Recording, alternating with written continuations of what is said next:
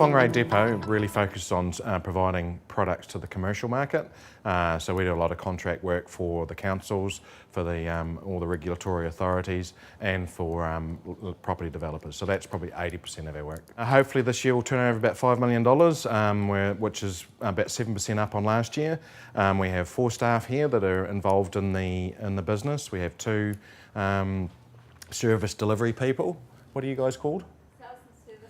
Sales and service coordinators, and obviously there's myself, and we have Paul, who's a sales service coordinator and driver, but he tends to be on the road more often than not. There seems to be a lot of people with a few extra dollars in the back pocket, either looking for lifestyle changes or moving up north and commuting to Auckland.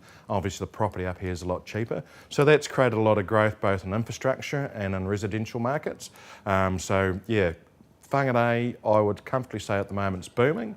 Unfortunately, our historical revenue streams of the rural market is in a poor shape. A lot of the district unitary authorities now have dysfunctional or old systems, so there's a lot of upgrading going on with that. So the next 5 to 7 years in this market is going to be pretty exciting. We're similar to the other branches around New Zealand. The price that we have is thereabouts to our competitors. So where we have to differentiate ourselves from our competitors is be able to give them a service, this quality of service that they deserve.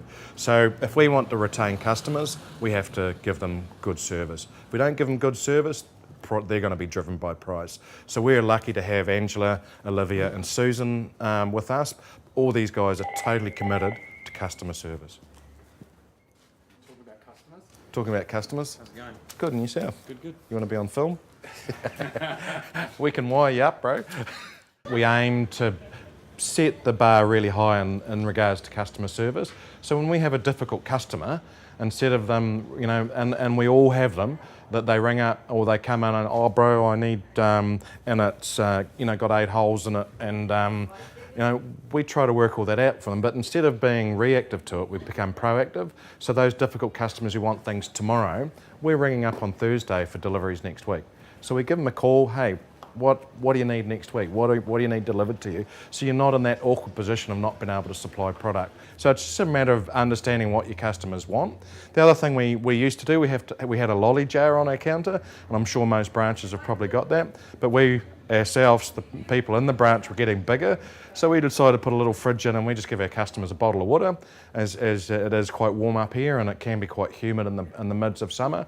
So it's just something, just those little things that gives the perception of the customer that it's a place to come and get good service, have a bit of a laugh, and get the product that they need in a timely fashion. And if we can't get it in a timely fashion, we call them. We just communicate with them and let them know what's happening, where it's at, so that they're able to go and do other things and organise their days, weeks, so that they're able to continue getting a revenue stream, and we're adding value to their business by communicating and not having guys standing around on site with their fingers up their bums. I'm pretty lucky to have the team that I've got. I've got Angela, who is completely focused on customer service, and she has a huge wealth of knowledge around concrete products and plastic.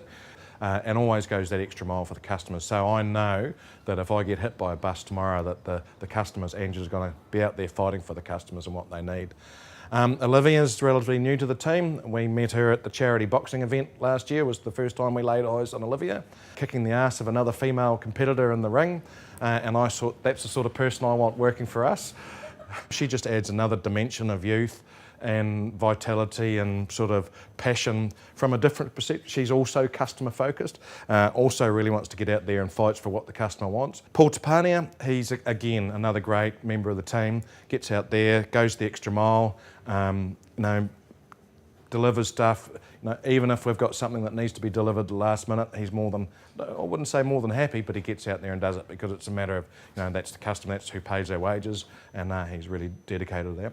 And Susan Henderson, she's been in the business for 23 years.